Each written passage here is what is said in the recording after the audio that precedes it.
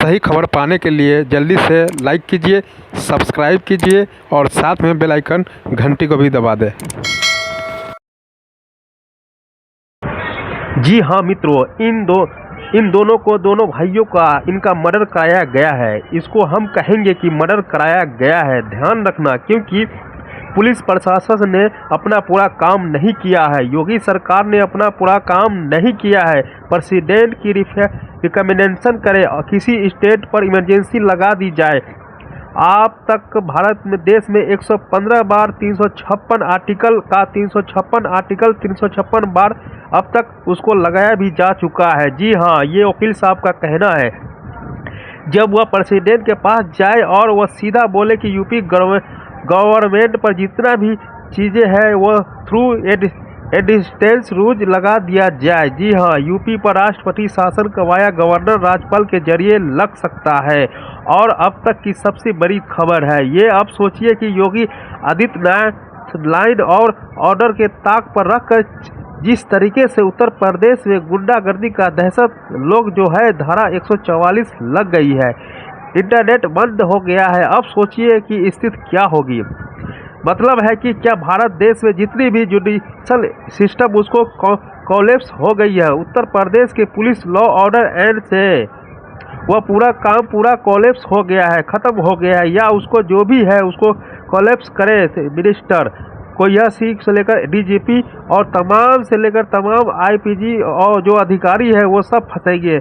यानी कि presidential rule से जो लग सकता है, अगर ऐसे इसमें एक बार पूरा इस देश का जो राष्ट्रपति है एक बार पूरा यूपी पर लगाम लगाने की कोशिश की जाएगी। क्योंकि अतीक अहमद और अशरफ अहमद की हत्या हुई है, वह भी जय श्री राम के नारे के बाद। तो आप इस वकील साहब की पूरी वीडियो सुने और ज़्यादा से ज़्यादा लोगों तक शेयर करें। इसमें 4-5 चीज़ें बहुत स्पष्ट हो गई हैं। पहला कि पुलिस की कस्टडीज में यदि कोई भी एक्यूज्ड अंदर में रहता है तो पुलिस की पूरी जिम्मेदारी और जवाबदेही दोनों होती है। इसके बाह्य जितने भी आरक्षण बाह्य चीज़ें जितनी भी तंत्र होते हैं उससे वो सफल तरीके से उसका संरक्षण दे। पहली चीज़ जिसमें यूपी गवर्नमेंट विफल रही है। दूसरी चीज़, जब 2-3 लोगों का जिनका नाम अभी मीडिया में चल रहा है, एक कोई त्रिपाठी करके लड़का है, क्या नाम है, एक त्रिपाठी है और दूसरा एक मौर्य है, एक लड़का और है, सन्नी, क्या नाम है, सन्नी। ये 3 बच्चों का नाम आया। जब इन लोगों ने इतना उसके ऊपर फायरिंग कर रहे हैं अतीक अहमद उनके भाई के ऊपर, तो पुलिस उस पर कोई प्रतिक्रिया नहीं कर रही। This is the second question on here. यदि वो इतना बड़ा मैटर हाईलाइट टीवी कर रही है और यूपी गवर्नमेंट इतना हाईलाइटेड मैटर किया है, तो इनको खुद भी इतने बड़े घेरे में या क्यू का जो ऑप्शन होता है घेरे का, उसको बना के रखना चाहिए। उस रोड को डाइवर्ट करके रखना चाहिए कि उस रोड में कोई भी अवांछित व्यक्ति या आपराधिक तत्व ना आ पाए। ये भी नहीं किया है उसने। अब इन सब को लेकर के जितना पुलिस ने उनके परिवार के लोगों को काउंटर कर रही है, इनकाउंटर किया। अब इन दोनों भाइयों का इनका मर्डर कराया गया। इसको हम कहेंगे कि मर्डर कराया गया है। ध्यान रखना, क्योंकि पुलिस प्रशासन ने अपना पूरा काम नहीं किया है। योगी सरकार ने अपना पूरा काम नहीं किया है। संवैधानिक जितने भी अधिकार एक एक्यूज्ड को दिए जाते हैं, आर्टिकल 20, आर्टिकल 14, आर्टिकल 22 में स्पष्ट कहा गया। आर्टिकल 14 कहता है कि संविधान में सबको बराबर तरीके से नियम और बराबर तरीके से कानूनों को पालन करने की समानता का अधिकार दिया गया। पर यहाँ पर उस एक्यूज्ड को नहीं मिला हुआ है। उसको जब आप जान रहे इतना बड़ा अपराधी है, जैसा आपके रिकॉर्ड में चल रहा है, तो आपने उसको इस तरह का क्यों नहीं दिया है, पहली चीज़। दूसरा, आर्टिकल 21 में ये स्पष्ट कहा गया है। आर्टिकल 21 ये कहता है और उसमें कई सारे बड़े जजमेंट हैं।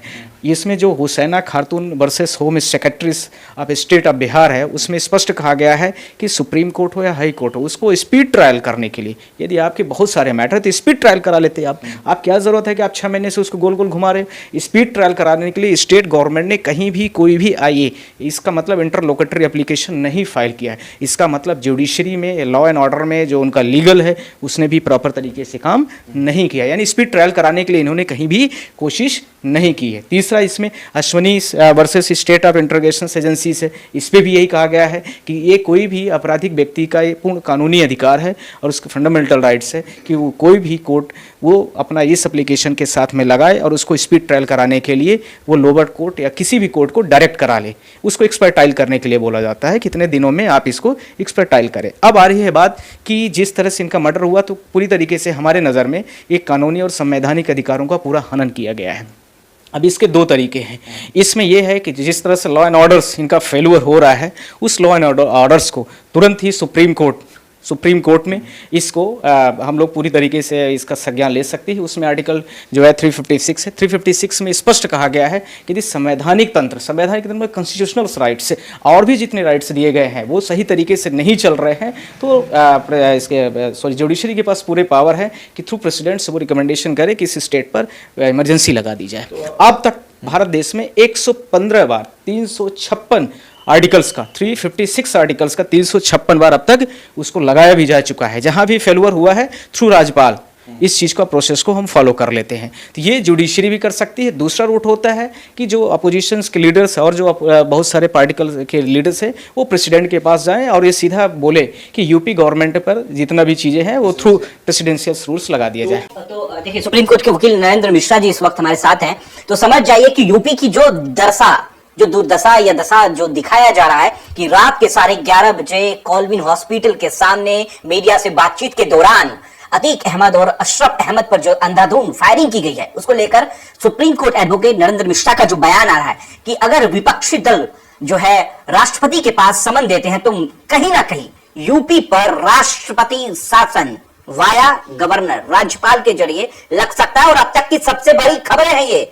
अब सोचिए कि Yogi Adityanath law and order को ताक पर रखकर जिस तरीके से उत्तर प्रदेश में गुंडागर्दी का दहशत, लोग जो है धारा 144 लग गई है, इंटरनेट बैन हो गया है। अब सोचिए कि स्थिति क्या होगी। तो क्या उम्मीद ये किया जा सकता है कि वहां पर प्रेसिडेंशियल रूल राष्ट्रपति शासन लग सकता है? देखिए, बिल्कुल हो सकता है। ये सुप्रीम कोर्ट के संज्ञान में चीज़ें आ गई होंगी, मुझे लगता है थ्रू मीडियास, और बहुत सारे वकील्स भी कल उनसे मिलने की कोशिश करेंगे। अब वो क्या उनकी प्रतिक्रिया आती है, या तो फिर मंडे को ये चीज़ें सब प्रेसिडेंट के रूल्स को लेकर के बहुत सारे एप्लीकेंट आएंगे, पिटिशनर्स आएंगे कि जिस तरह से यूपी में कभी बुलडोजर बाबा के नाम पर, कभी माफियाओं के नाम पर, तो इसका मतलब है क्या भारत देश में जितनी भी जुडिशरी सिस्टम उसको कोलैप्स हो गई है, या पूरा जितना जुडिशरी सिस्टम उसको बंद कर दिया जाए। तो ये अपने आप में बहुत बड़ा क्वेश्चन आ गया है। मैन एक्यूज, क्या इसमें सीएम योगी आदित्यनाथ भी फंसेंगे, डीजीपी भी फंसेंगे, इसमें यूपी पुलिस भी फंसेंगे? मैं आपसे जानकारी लेना। नहीं, देखिए, इसमें दो चीज़ें। यदि कोई भी एडमिनिस्ट्रेशन कोई भी बात की जाती है तो एडमिनिस्ट्रेशन का मतलब होता है जो प्रशासनिक सेवा में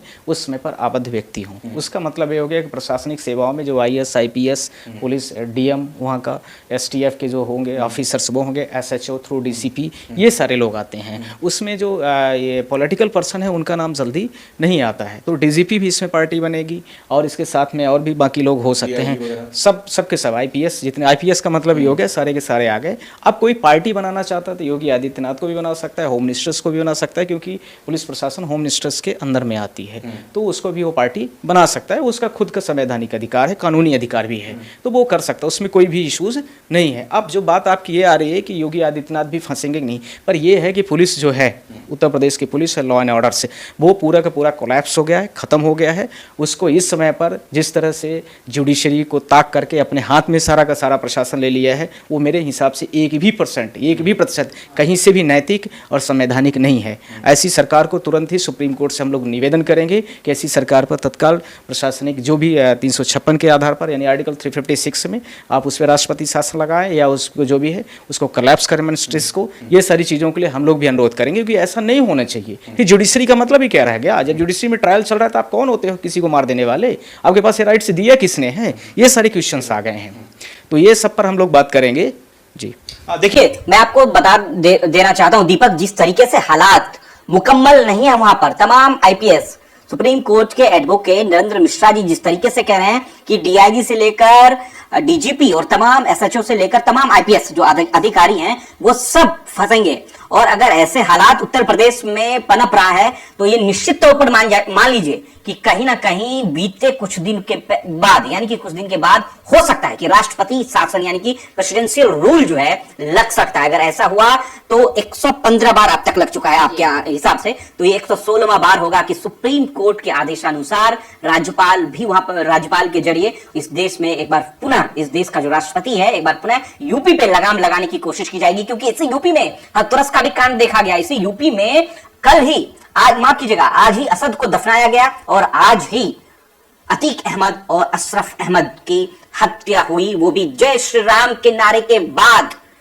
सुनिएगा गौर से, जय श्री राम के नारे के बाद मुरट्ठा खोलकर, एक आम भाषा में बोलते हैं मुरट्ठा बोलते हैं जो माथे में बांधा होता है, मुरट्ठा खोलकर यूपी के अपराधियों ने अंधाधुंध फायरिंग की और दोनों भाई वहीं पर ढेर हो गए। अच्छा सर एक सवाल और आपसे, क्या इस तरह के जो हालात पनप रहे हैं कि जय श्री राम कहने के बाद अंधाधुंध फायरिंग हो जा रही है, इसका क्या सुप्रीम कोर्ट में कुछ है या कौन सा इसमें? एक मैं बात आपको बहुत स्पष्ट कर दें, भारत देश में जो संविधान है ना, संविधान को सबसे सर्वोपरि मानकर हर चीज़ें चलती हैं। कानून व्यवस्था सीआरपीसी सीपीसी हैं, उनको लेकर के हम लोग आगे प्रशासन को बढ़ाते हैं, यानी जो भी चीज़ें प्रोसीडिंग होती है। अब आपने जय श्री राम और अल्लाह अकबर, उधर आपने ईसाई जो भी क्रिश्चियंस लॉ, ये व्यक्तिगत और निजी जीवन के मामले हैं। इसको आप इतना भारत देश में इतना बढ़ा दिया, पढ़ाई लिखाई को ख़त्म करके, पूरा आपने लॉ एंड ऑर्डर्स को ख़त्म करके, बेरोजगारी और सारे जितने मुद्दे थे उनको भी आपने ख़त्म करके सिर्फ आपने धर्म को प्रदान कर दिया है। तो वो मेरे हिसाब से वो चीज़ें अनैतिक हैं, वो आपके निजी मामले हैं, आप उसको खूब रखिए, खूब करिए, उसमें कोई आपका कोई विरोध नहीं कर रहा है। पर जो सबसे बड़ी बात है कि ये कोर्ट में ये नहीं चलता है। कोर्ट की जो प्रोसीडिंग है वो सीआरपीसी सीपीसी और उसमें कॉन्स्टिट्यूशन जो है, एविडेंस एक्ट जो है और जो एनआईए एक्ट होते हैं, जितने भी एक्ट्स हैं उनके एक्ट्स के थ्रू चलती है, इसी के लिए बनाया गया है।